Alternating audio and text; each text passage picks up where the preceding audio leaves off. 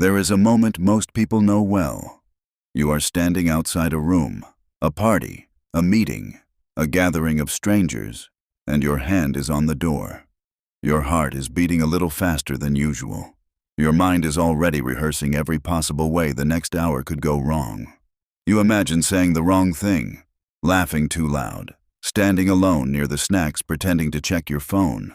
And for a split second, maybe longer, you think about turning around and going home. Most people have felt this. Most people feel it more often than they ever admit out loud. Social confidence is one of those qualities that looks effortless from the outside and feels completely out of reach from the inside. When you watch someone walk into a room and light it up, when you see a person hold a conversation with total ease, when you notice how naturally some people draw others toward them, it can feel like they were simply born that way. Like confidence is a gift that was handed to some and withheld from others. But here is what years of research, psychology, and the quiet observation of deeply connected human beings reveals. Social confidence is not a personality type. It is not something you either have or do not have. It is a set of habits, practiced, learned, and built over time. And in the chapters ahead, you are going to learn exactly what those habits are, one by one. Chapter 1. The habit of knowing yourself before you enter the room. There is a strange thing that happens when people try to become more socially confident. They focus entirely on the outside. They study how to make better eye contact. They practice firmer handshakes. They rehearse clever things to say at parties. They watch videos about body language and try to remember to keep their shoulders back and their chin up. And all of that, while not entirely useless, completely misses the foundation. It misses the root of the whole thing. Social confidence does not begin when you walk into a room. It begins long before that. It begins in the quiet moments when no one is watching, when you are alone with your thoughts, when you are sitting with the question that most people are too busy or too afraid to sit with. That question is this: who am I really? And do I actually like that person? This might sound like a therapy question. It might sound soft or overly philosophical for a book about social skills.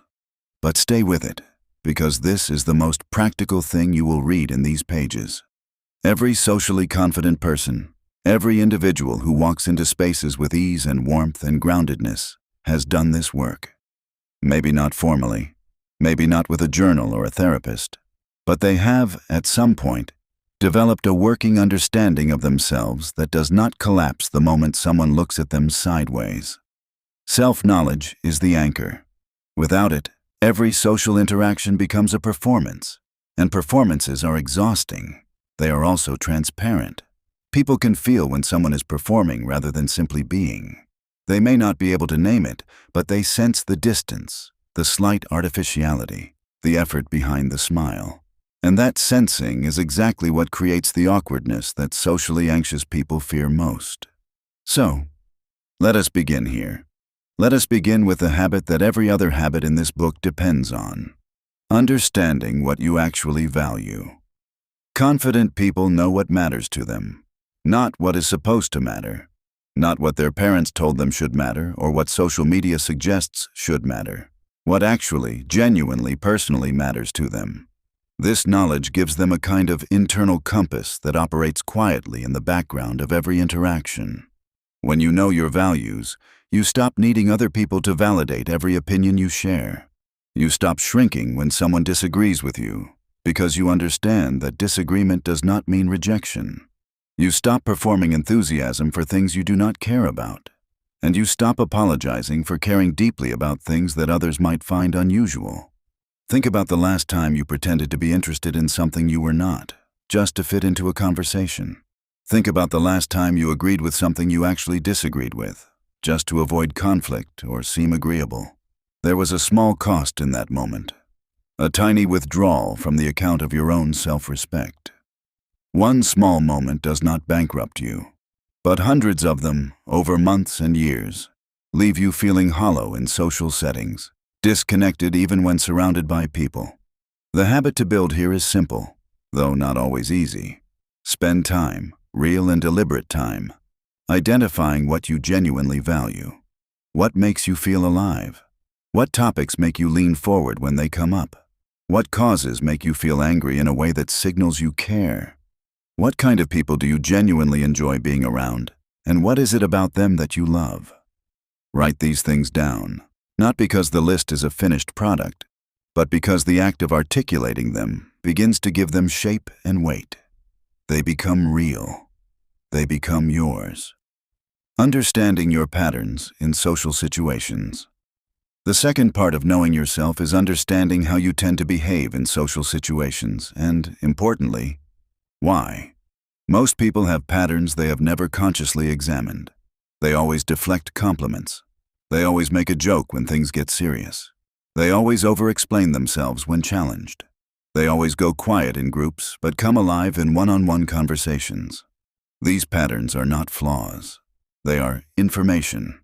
They are the fingerprints of your social history, the accumulated result of early experiences, family dynamics, school moments, relationships, and the endless small lessons about what is safe and what is not.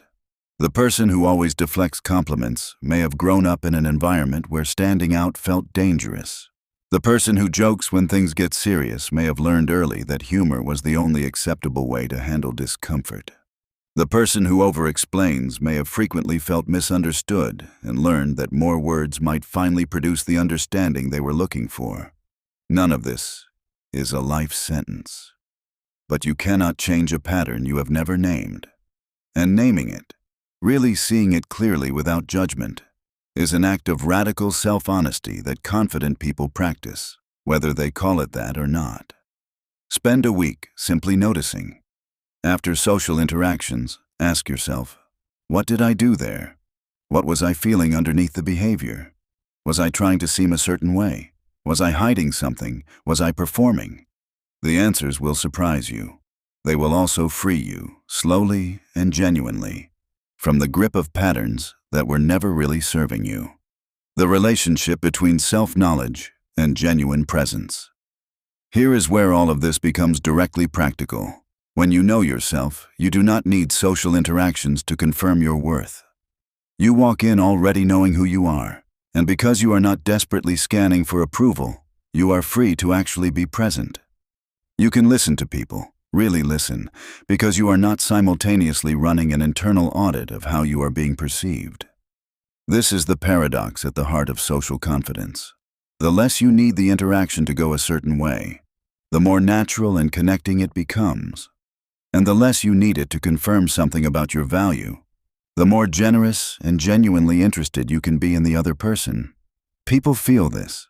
They feel when someone is truly present with them, and it is one of the rarest and most magnetic experiences in human connection. You do not manufacture presence by practicing a technique. You create presence by doing the interior work that makes performance unnecessary. This is why the habit of self-knowledge is Chapter 1. Not because it is the most glamorous habit, not because it makes for the best party trick, but because without it, every other habit in this book will remain a surface-level skill, a technique painted over an uncertain foundation. With it, everything else builds naturally, one layer at a time, into something solid and real and genuinely yours. The confident person who walks into a room and seems so effortless, so natural, so warmly at ease, did not get there by memorizing scripts. They got there by knowing themselves well enough that they simply did not need to. And that is a foundation you can build, starting right now, starting today, one honest question at a time. Chapter 2. The habit of listening like you mean it. If you ask most people whether they are good listeners, the overwhelming majority will say yes. And if you then watch those same people in conversation, you will discover something quietly devastating. Most of them are not really listening at all. They are waiting. They are managing. They are preparing. They are doing a dozen things in their heads while the other person is speaking, and genuinely absorbing what is being said is perhaps the last thing on the list. This is not a moral failing. It is a deeply human tendency, shaped by the way our minds work and reinforced by a culture that rewards talking far more than it rewards listening. We celebrate the witty remark, the sharp comeback, the eloquent monologue. We rarely celebrate the person who sat quietly and truly heard someone.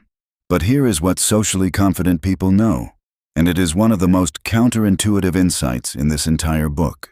The most powerful thing you can do in a social interaction is not say something brilliant. It is make the other person feel genuinely heard. Because genuine listening is so rare, so vanishingly uncommon in everyday human interaction, that when someone experiences it, they remember it. They feel drawn to the person who gave it to them. They feel, in a word, seen. And feeling seen is one of the most fundamental human desires there is. What real listening actually looks like. Let us be specific, because listening is one of those skills that gets talked about in vague terms that leave people no clearer on what to actually do differently. Real listening has several distinct qualities, and each of them is a learnable behavior. First, real listening means putting your own response on hold. Not permanently, not forever, just for the duration of what the other person is saying. This is harder than it sounds because the mind is extraordinarily fast. Someone will say something, and within a fraction of a second, your brain has already begun generating associations, opinions, related stories, and potential responses. The untrained mind immediately grabs one of those threads and starts pulling on it while the person is still talking. The trained listener notices this happening and gently returns attention to the speaker, again and again, if necessary. Not because generating responses is wrong, but because the response you generate after truly hearing someone is always better than the one you generate while you are half listening. Second, real listening involves physical presence. Your body communicates whether you are listening before a single word is spoken. Turning toward the speaker, making relaxed and natural eye contact, keeping your face open and responsive. These are not manipulative techniques. They are the natural physical expression of genuine attention. When you are truly listening, your body tends to do these things automatically. When you are not truly listening, your body betrays you with subtle signals. The eyes that drift, the body that angles slightly away, the fingers that fidget toward a phone. Third, real listening means resisting the urge to fix, advise, redirect, or one-up. This is perhaps the most common way people derail genuine listening.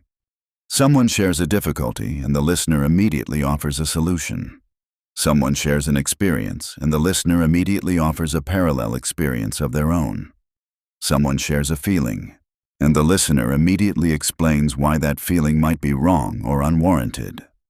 All of these responses, though often well-intentioned, communicate the same underlying message. I am more comfortable with my reaction to your experience than I am with your experience itself. And that message, however subtle, closes the door on real connection. The art of the follow-up question. One of the most effective and underused tools in the confident person's social repertoire is the follow-up question. Not the kind that pivots the conversation in a new direction, but the kind that goes deeper into what the person has already shared.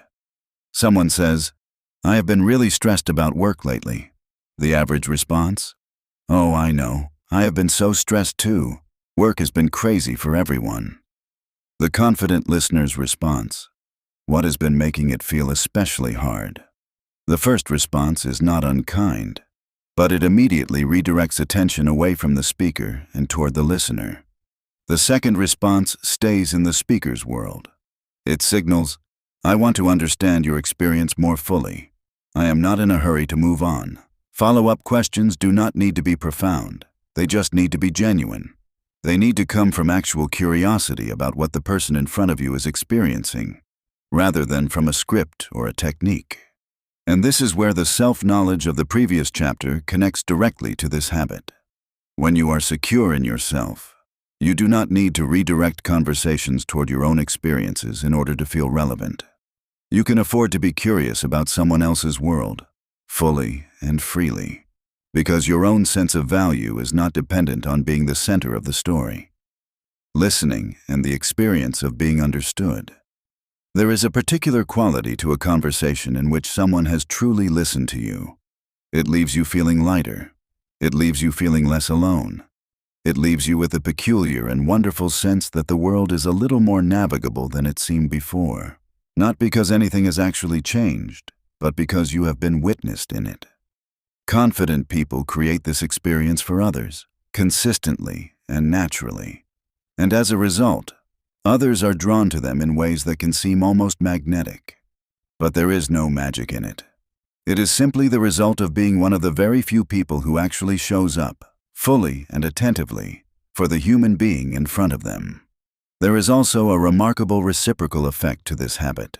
When you become a genuine listener, you become more interesting, not because you talk more cleverly, but because people associate the feeling of being understood with the presence of the person who made them feel that way. They want more of that feeling, so they want more of you. Your social confidence builds not through performance, but through the genuine and repeated experience of creating real connection. The practice of listening. How do you build this habit in real life? You begin by practicing in low-stakes settings. Your next conversation with a friend or family member, try something specific. For the first 5 minutes of the conversation, ask questions and listen without offering your own parallel story. Notice the urge to share your own experience. Acknowledge it, and stay with theirs a little longer. You will probably find this uncomfortable at first. The urge to contribute, to relate, to make yourself relevant in the conversation runs deep. But push through it. Stay curious. Follow the thread of what they are sharing, and then notice, at the end of the conversation, how they seem. Notice whether the quality of connection feels different. Notice whether they seem more relaxed, more open, more warmly disposed toward you. Most people who try this report the same thing. The conversation felt richer. The other person seemed genuinely happier. And perhaps most surprisingly, they themselves felt more satisfied with the interaction, not less, despite having talked less. Real listening is not a passive act of self-erasure. It is an active, generous, and deeply skilled contribution to a human relationship. And it is one of the habits that most directly and reliably builds the kind of social confidence that other people feel, remember, and return to. Chapter 3. The habit of speaking with intention and ease. There is a tension that lives at the heart of social confidence, and it is worth naming directly because so many people get tangled up in it. The tension is this: you want to say things that matter, things that are interesting and real and genuine, but you also want to feel relaxed and natural rather than careful and monitored. You want to be thoughtful without being stiff. You want to be spontaneous without being careless. Socially confident people seem to have resolved this tension.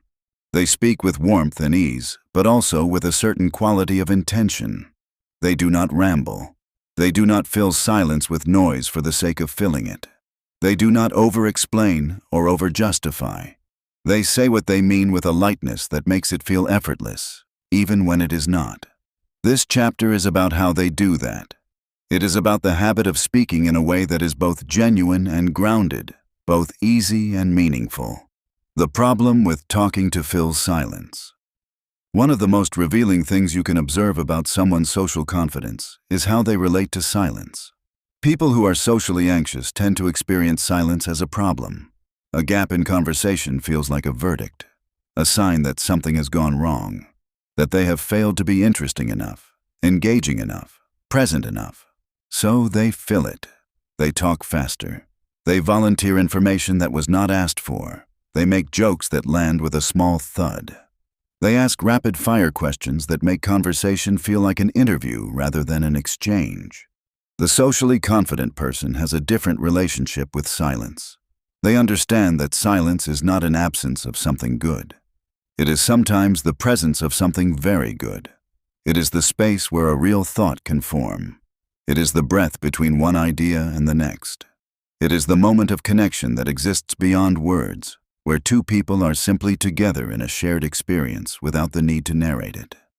Learning to be comfortable with silence, to let it exist without panic, is one of the most liberating shifts a developing social communicator can make. You do not need to manufacture this comfort overnight.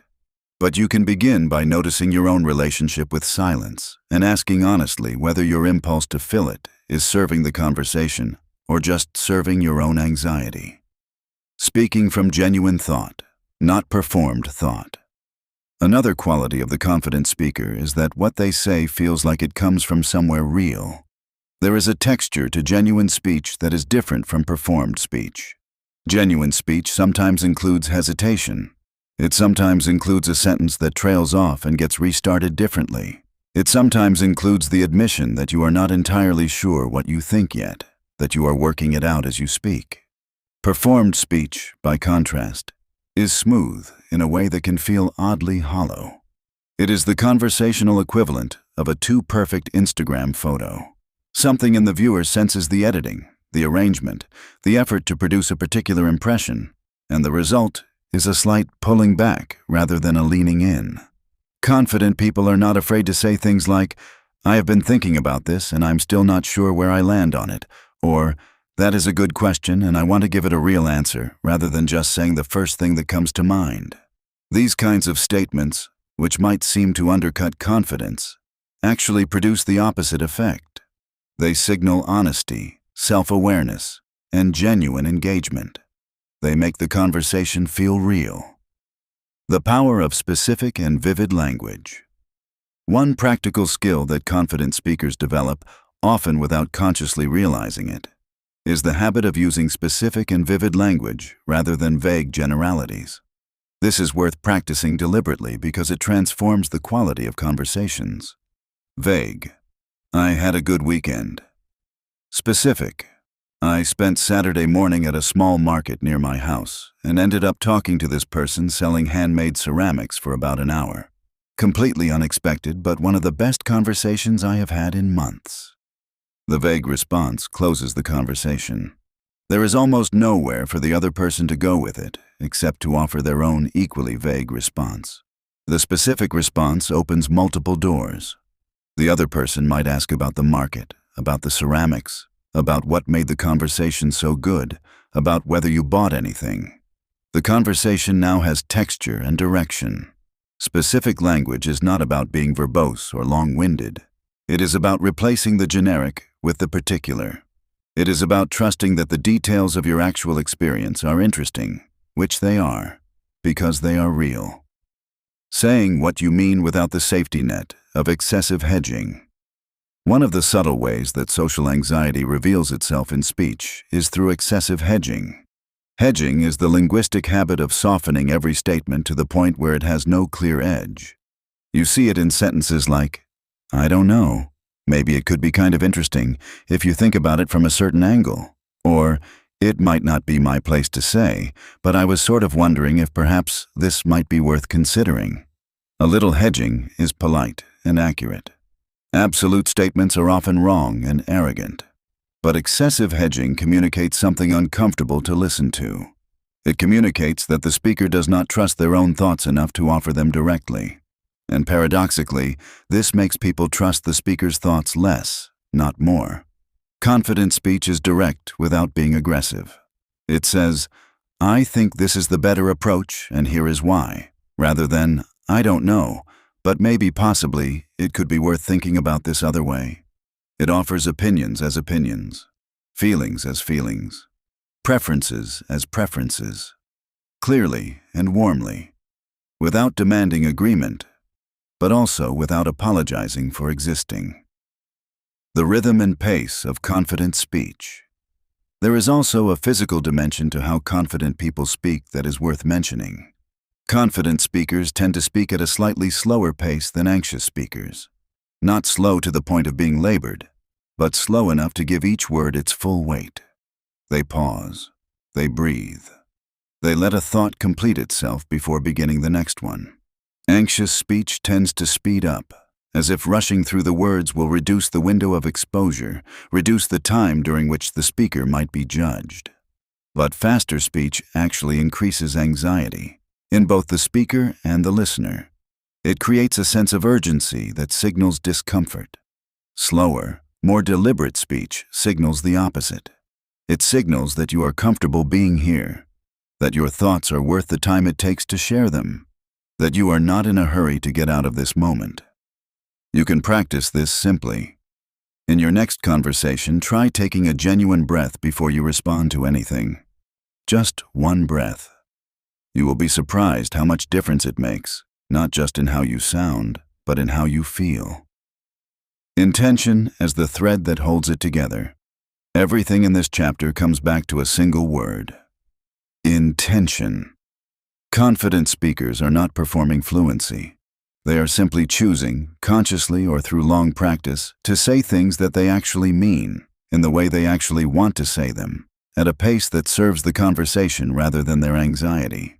This is a habit that develops through practice and attention, through noticing when you are speaking to fill space, noticing when you are hedging out of fear rather than honesty, noticing when you are using vague language because the specific feels too revealing or too risky, and then choosing, one small choice at a time, to speak a little more truly, a little more directly, a little more like yourself. Chapter 4. The Habit of Managing Your Inner Critic in Real Time. Every person who has ever felt socially anxious knows the voice.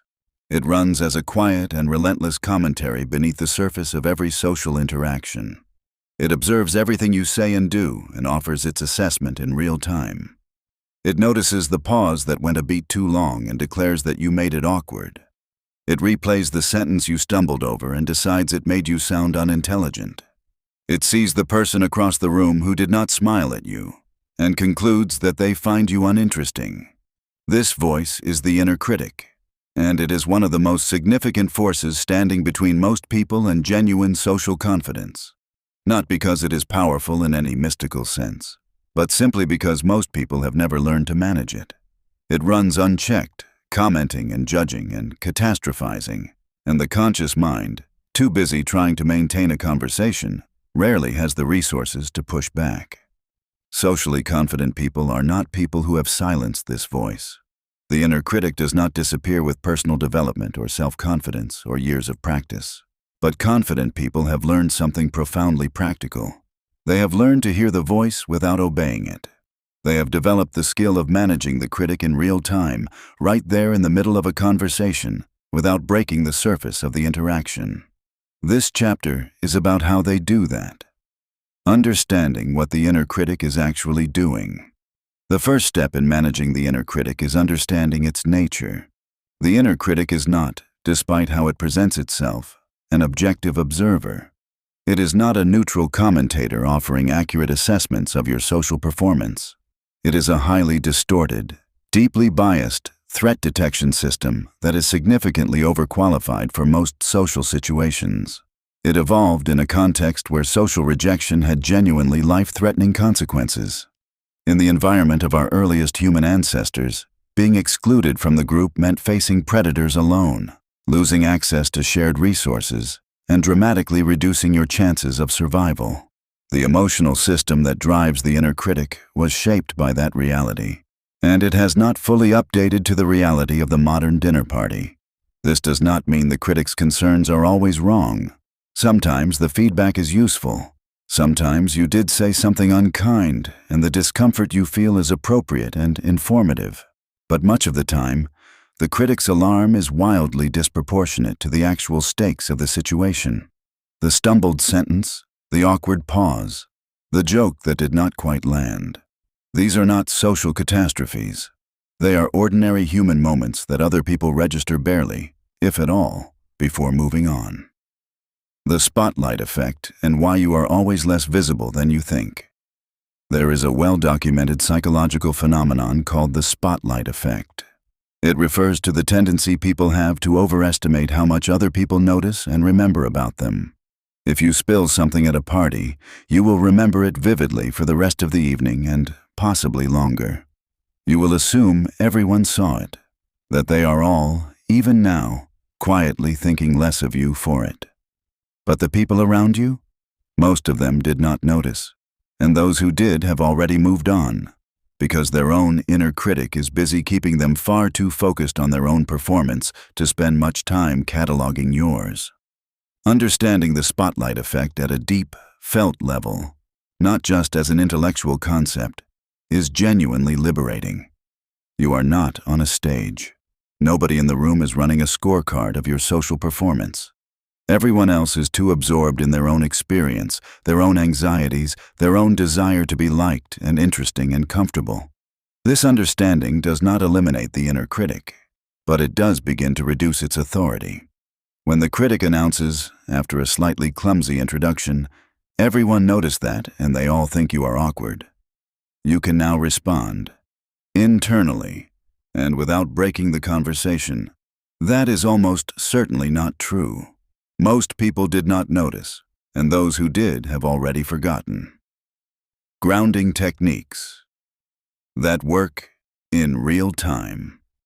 Beyond reframing the critic's commentary, there are grounding techniques that confident people use, consciously or by habit, to stabilize themselves during moments of social anxiety. The most effective of these is also the most simple: physical grounding. When the inner critic begins to escalate, when the anxiety rises and the internal commentary gets louder, briefly and deliberately, bring your attention to your body. Feel your feet on the floor. Feel the weight of your own hands.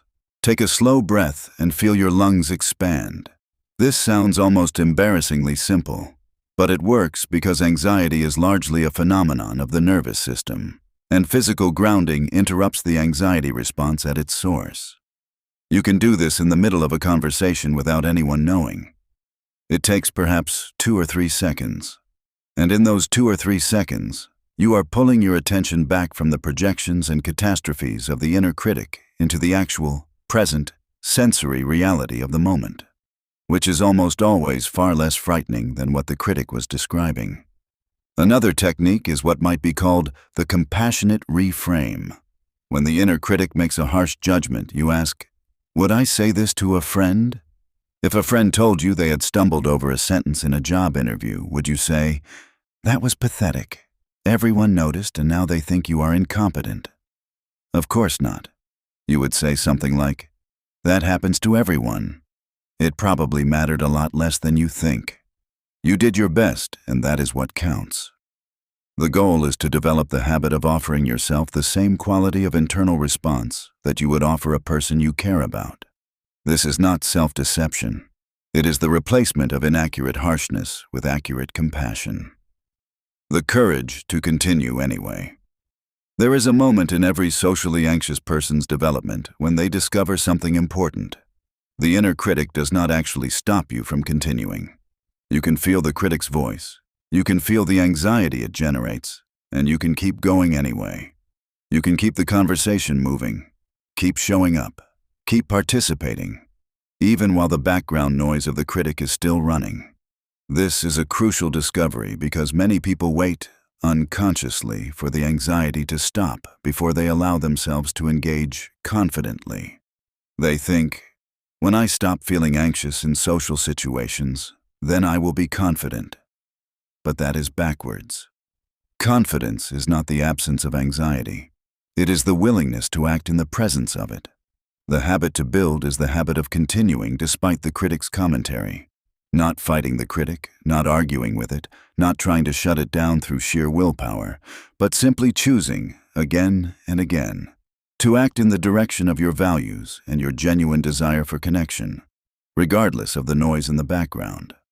Every time you do this, the critic loses a little authority, not because it has been defeated, but because you have demonstrated to your own nervous system that its predictions were wrong, that the conversation went fine, that the stumble was forgotten, that the room did not collapse into judgment. Over time, this builds a body of evidence that the critical voice simply cannot argue with, and that accumulated evidence, built one brave social moment at a time, is one of the most solid foundations of genuine, lasting social confidence. Chapter 5. The Habit of Embracing Discomfort as the Price of Growth. There is a version of social confidence that people imagine when they first begin working on themselves. In this version, confidence is comfort. It means feeling relaxed and easy in all social situations, never feeling nervous or uncertain or out of your depth. It means arriving at a state where social interactions simply stop being difficult. This version is a myth, and believing in it is one of the main reasons people get stuck. Real social confidence is not the elimination of discomfort. It is a changed relationship with discomfort. Confident people still feel nervous in new situations. They still feel the flutter of uncertainty before a difficult conversation. They still have moments of self-consciousness at a gathering of strangers. The difference is that they have stopped treating that discomfort as a stop sign. They have learned, through repeated experience, that discomfort is often a signal of growth rather than danger, and they have built the habit of moving toward it rather than away from it. This chapter is about that habit. It is about why discomfort is not the enemy of confidence, but the very engine of it. The comfort zone is not as comfortable as it seems. The phrase comfort zone is so common it has almost lost its meaning, but it points to something real. There is a range of situations in which a person feels at ease, competent, and relatively free of anxiety. And there is everything outside that range, which feels uncertain, challenging, and often frightening. The comfort zone is seductive because it is, by definition, familiar. It requires less energy. It involves less risk. It produces less anxiety. And in the short term, staying within it feels like self-care, like wisdom, like knowing your limits. But here is what the comfort zone actually produces over the long term. It shrinks. Not immediately, not dramatically, but gradually and relentlessly. Every time you avoid a social situation that makes you uncomfortable, the discomfort associated with that kind of situation increases slightly. The social muscle that would have been exercised goes a little weaker. The evidence your nervous system needs, that this situation is manageable and safe, goes uncollected. Avoidance, in other words, is not neutral. It is not simply the absence of progress. It is a backward step, dressed up in the clothing of self-protection. The socially confident person understands this, not always consciously, but at the level of behavior. They push against their edges consistently, not recklessly, not by throwing themselves into situations they are completely unprepared for, but by regularly choosing the slightly uncomfortable option over the comfortable one. By introducing themselves to the person they do not know at the gathering, by speaking in the meeting when they would rather stay quiet, by initiating the conversation rather than waiting for someone else. To the neuroscience of courage and habit. From a neuroscience perspective, what is happening when you consistently choose discomfort over avoidance is quite literally a rewiring of the brain. The neural pathways associated with a given social situation change based on the experiences that are repeatedly run through them. When you avoid a situation repeatedly, the pathway that connects this kind of social interaction with danger and anxiety gets stronger. It becomes the brain's default assumption about that kind of situation. This is why social anxiety tends to get worse over time without intervention, not better. The brain becomes increasingly efficient at producing the anxiety response that avoidance was meant to prevent. But when you engage repeatedly with situations that make you uncomfortable, when you walk through the discomfort rather than around it, a different process occurs. The brain gradually updates its threat assessment of that situation. The anxiety response weakens. New pathways, associated with competence and safety and even enjoyment, begin to form. Over time, what once felt threatening begins to feel manageable. What once felt overwhelming begins to feel merely uncomfortable. And what once felt merely uncomfortable begins to feel astonishingly neutral or even pleasant. This process is not fast. It does not happen in one bold act of courage. It happens through the accumulation of many small acts, many small moments of choosing forward over backward, engagement over retreat. But it is real, and it is available to everyone. Practical ways to expand your social comfort zone. The key to building this habit is calibration. You do not need to throw yourself into the most terrifying social scenario you can imagine. In fact, doing that is likely to backfire, producing an experience that overwhelms rather than builds, that reinforces rather than contradicts the brain's threat assessment. What works is choosing challenges that are just slightly beyond your current comfort level. One step forward, not 10. The person who is terrified of large parties does not begin by throwing themselves into a crowded event of hundreds of strangers. They begin by making one introduction at a gathering of 5 people. They begin by raising their hand once in a group setting where they know most of the people. They begin by starting a brief conversation with someone in line at a coffee shop. These small acts feel trivial. They do not feel like they are doing anything significant, but they are. They are collecting evidence. They are running new experiences through the neural pathways that determine how threatening your brain considers these situations. And they are building the most important thing in this entire process, which is a track record of getting through the discomfort. That track record, that personal history of having faced uncomfortable situations and survived them, and often found them far less terrible than anticipated, is the foundation of real, durable social confidence. Not a belief, not a mantra, a history. Embracing imperfection as part of the practice. One specific form of discomfort that confident people have made their peace with is the discomfort of imperfection. Things will go wrong in social situations. You will say something that lands differently than you intended. You will forget someone's name. You will tell a story that goes on too long. You will walk into a room and immediately want to walk out again. These moments are not failures of confidence. They are the texture of human social life. They happen to absolutely everyone, including, and this is important to understand, the people who seem most confident from the outside. The difference is not that confident people avoid these moments. The difference is that they do not catastrophize them. They experience the discomfort, acknowledge it briefly, and then continue. This is sometimes called failing forward. You move through the imperfection rather than stopping at it. You allow it to be part of the story rather than the end of it. And over time, this builds a kind of resilience that is not brittleness disguised as strength, but genuine, tested, earned capacity to navigate the inevitable imperfections of social life with warmth and humor and grace. The habit here is simply this: choose the slightly uncomfortable option, regularly and deliberately, and then notice that you survived it. Let that noticing build into a felt sense of your own expanding capacity. Because every time you choose discomfort, you are not just getting through a difficult moment. You are becoming, genuinely and incrementally, a more confident version of yourself. Chapter 6. The Habit of Building and Maintaining Genuine Connections.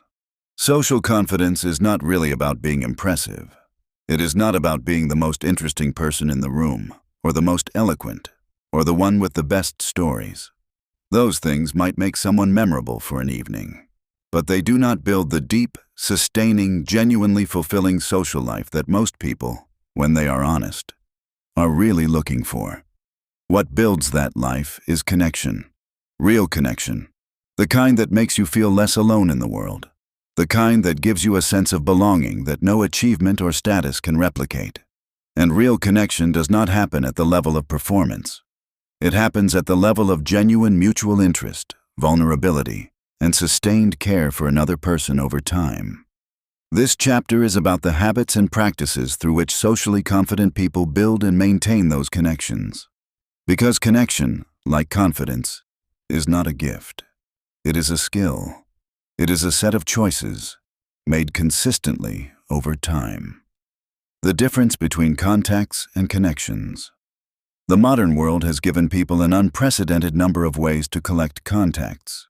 Contacts on a phone, followers on social media platforms, connections in professional networks. It is possible, in the current era, to have hundreds or even thousands of such contacts and still feel profoundly and aching lonely.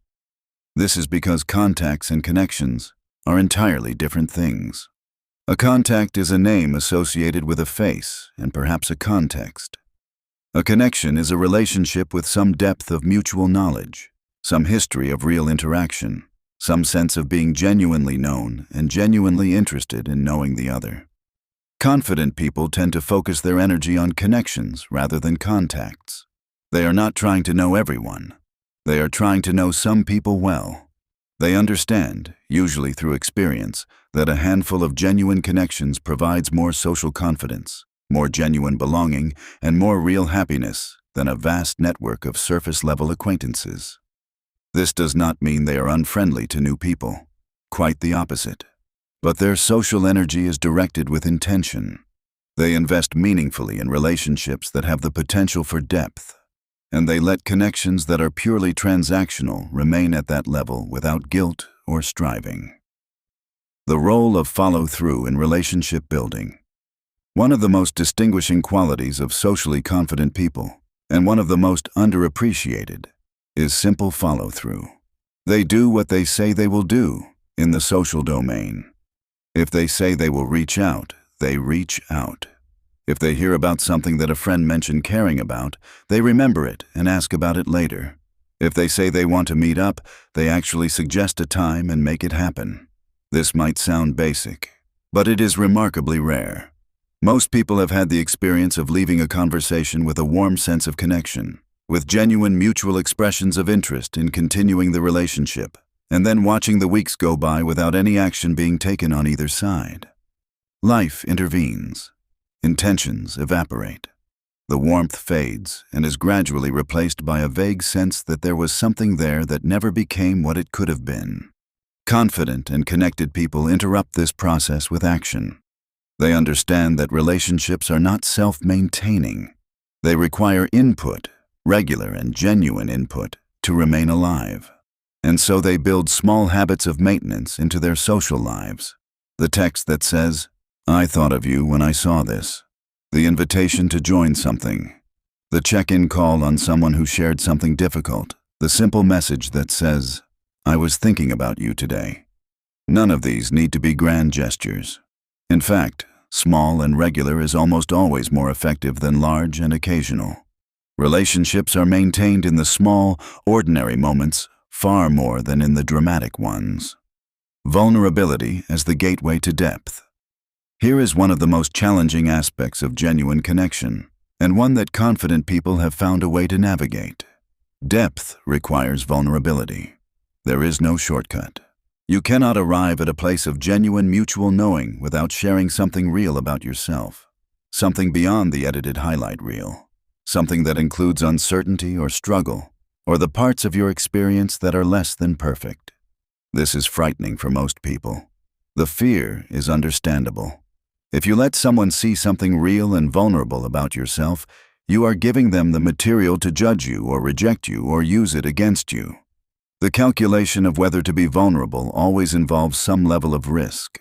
But here is what confident people have understood, often through hard experience. The alternative is loneliness. You can stay perfectly safe behind a polished surface and never be genuinely known. Or you can take the risk of being seen and occasionally be hurt, but regularly and beautifully experience the thing you were actually looking for.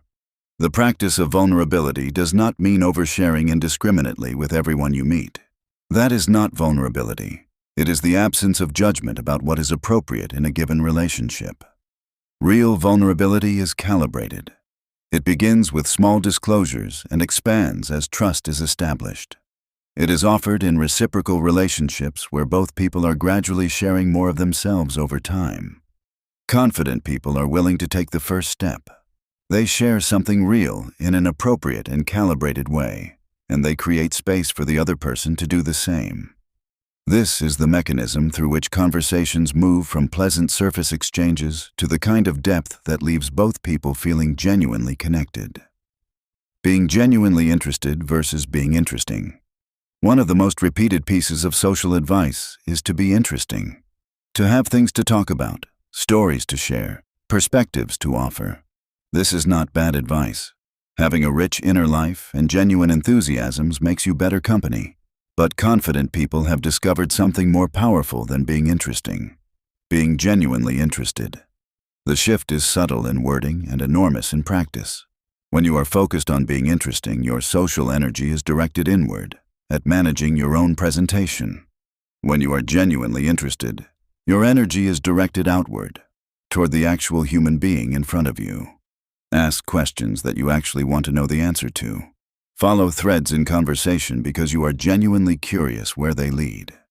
Remember what people told you last time and ask about it this time. Be delighted by people's stories and expertise and experiences. Let your genuine interest show, not as a performance of interest, but as the real thing.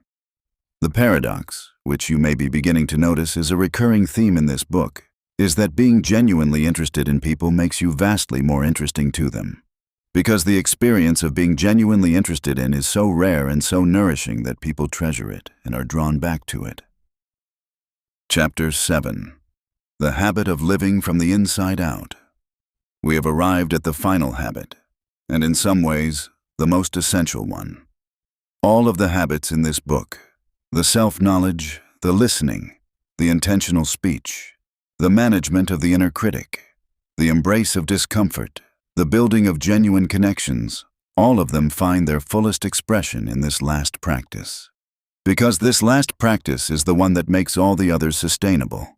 It is the one that moves social confidence from a set of strategies you remember to apply into a way of actually being in the world. That practice is living from the inside out. Most people, without realizing it, live from the outside in. They look to external sources to tell them who they are. They measure their worth by how many people seem to enjoy their company at last night's gathering. They assess their value by whether their boss complimented them, whether their friend texted back quickly, whether the person they were attracted to seemed to notice them. They adjust their behavior, their opinions, their presentation, and sometimes their most fundamental values, based on what they believe will produce the best response from the people around them. This is an exhausting way to live. And it is also a social confidence killer, because it means your sense of yourself is perpetually at the mercy of factors you cannot control. Living from the inside out means building your sense of self, your value, your worth, and your identity on an internal foundation that external events can influence but cannot determine. It means knowing who you are in a way that does not shift every time the social weather changes. Approval as a want, not a need.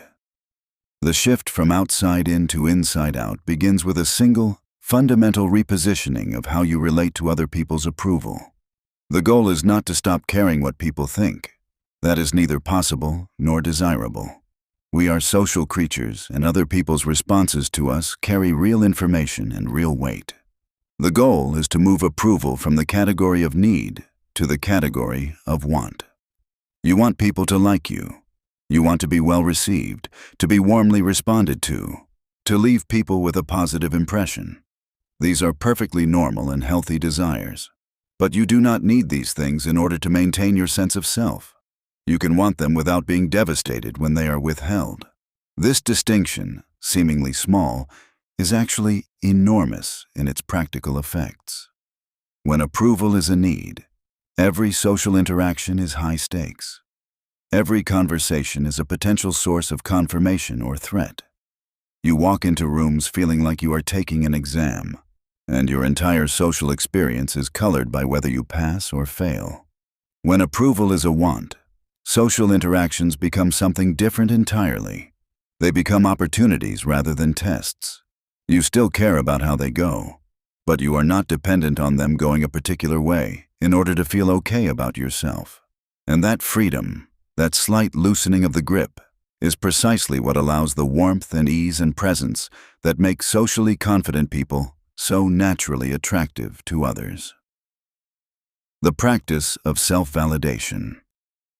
One of the most concrete practices associated with living from the inside out is the practice of self-validation. This is the habit of offering yourself the recognition that anxious people constantly seek from others. This does not mean convincing yourself that everything you do is wonderful.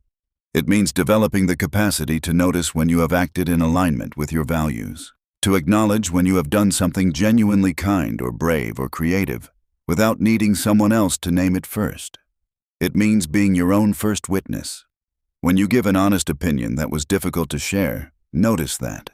When you initiate a connection that felt vulnerable and uncertain, acknowledge the courage that required. When you listen genuinely to someone who is struggling, let yourself register that as something meaningful. This internal acknowledgement does not make you arrogant. Arrogance is the overestimation of yourself relative to others. What we are describing is simply the habit of paying attention to your own actions with the same quality of noticing that you extend to others. It is balance, not inflation. And the result of this practice, over time, is that you become less hungry for external validation. Not cold or indifferent, but simply less needy. And the less needy you are in your social interactions, the more genuine and relaxed those interactions become. The integration of all 7 habits. By this point in the book, you have encountered 7 distinct habits, and you may be wondering how they all fit together. How do you hold self-knowledge and real-time inner critic management and vulnerability, and expanding your comfort zone all at once, without it feeling like you are trying to juggle too many things? The answer is that you do not hold them all at once, at least not at first. You begin with one, whichever one feels most relevant to where you are right now. You practice it, you notice its effects, you let it begin to become natural, and then you add another, and then another. The habits are not separate techniques operating in parallel. They are facets of a single integrated orientation towards social life, an orientation that might be summarized as this: I know who I am. I am curious about who you are. I am willing to be present and real with you. I can tolerate the discomfort that genuine relating sometimes involves, and my sense of my own worth does not hang on how this goes. That orientation, lived fully and genuinely, is what social confidence looks like from the inside. It is not a performance. It is not a collection of techniques. It is the natural expression of a person who has done the work of building themselves from the inside out. The social confident life, what it actually looks like. Let us end not with theory, but with texture.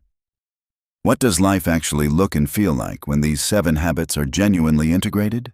Not perfectly, not without occasional struggles, but genuinely and increasingly. It looks like walking into a room and feeling curious rather than threatened.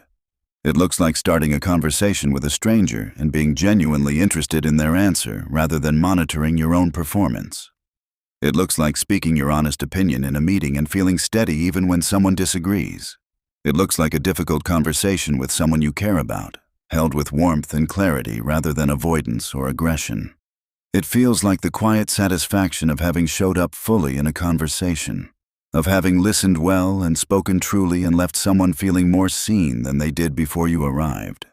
It feels like the particular lightness of not needing a social interaction to go a certain way in order to feel good about yourself when it is over. It feels like belonging to your own life, which is, perhaps, the most essential form of confidence there is. A final word on the journey. Nothing in this book is meant to suggest that developing social confidence is easy or quick, or without moments of frustration and backward steps. It is not. This is a genuine developmental journey, and like all genuine developmental journeys, it involves cycles of growth and consolidation, of courage and retreat, of clarity and confusion. You will have days when you walk into a room and feel genuinely at ease, and everything flows naturally and you come home feeling warm and alive and connected. And you will have days when you feel completely tongue-tied and self-conscious and you replay an awkward exchange from the afternoon while trying to fall asleep at night. Both of these days are part of the process. Both of them are evidence that you are a living, growing, genuinely human being who is doing the real work of building a real and connected social life. The habits in this book are not a destination. They are a practice. And the nature of practice is that it never reaches a fixed point of completion. There is always more to learn, more depth to develop, more genuine human connection to discover.